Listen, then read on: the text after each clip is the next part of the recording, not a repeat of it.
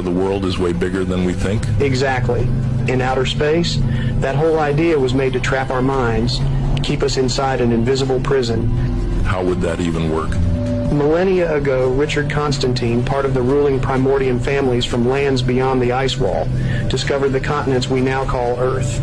7 massive lands, untouched, empty. But he didn't see them as places to explore. He saw the perfect containment zone, a world to populate, control, dominate for generations. Containment zones? Like mind control? Exactly. Richard invented the cosmic paradox, a psychological and geometric trick so massive it warped reality.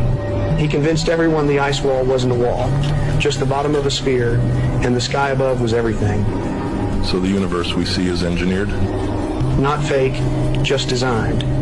Using celestial engineering, the Primordian families made us believe in an infinite universe, so no.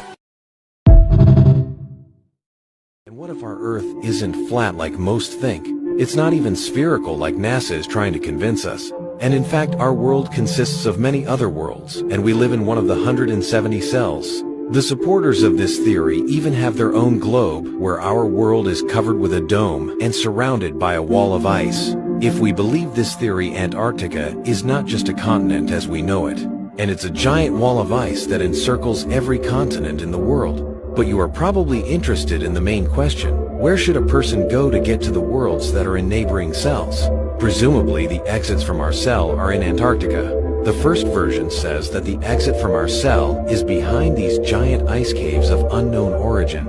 The second version suggests that can by sea on the ship to pass through these holes in the glaciers of Antarctica. This is the exit from our cell. And beyond this passage, you are waiting for a new unseen world in the existence of which it is difficult to believe.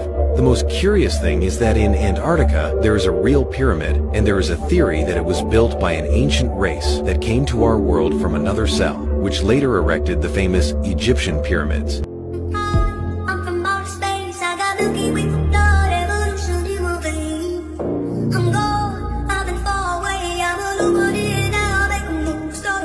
I've been breathing on my mind for a long time. I had a vision from the present, won't go inside.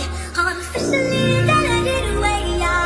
I'm your future, past and present, I'm a fine line. Yeah, I'm listening of this illusion. I don't really hear about the intrusion. I don't feel the same, I just flow. I don't need gravity, when I move, is it up with a rumble? I will never ever fall, never stumble.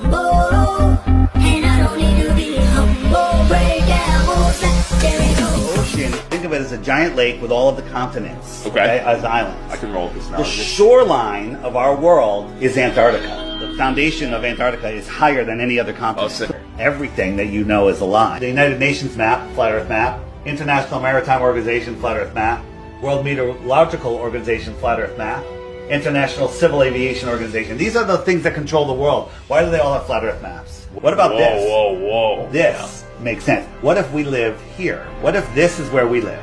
Right there. These are other ponds with their own suns. Not a commercial plane has flown over Antarctica? No, none, ever. Whoa, why? Because you can't fly over Antarctica. Look at the Earth. World Cup soccer. Oh. Okay? They were in Doha. They wanted to go back to Buenos Aires. They went to Rome to refuel, and then they went back there. Why didn't they just go here? Because if they did, there's no place to refuel out here. On a flat Earth, Doha, Rome, Buenos Aires. So here's an emergency. They were going from New York to Hawaii, right about here, and they said we have to land. So they went to Seattle, which is like 1,000 miles out of the way. They got there in record time. New York, Seattle, Hawaii. Who's directing the airlines to construct these flight pathways?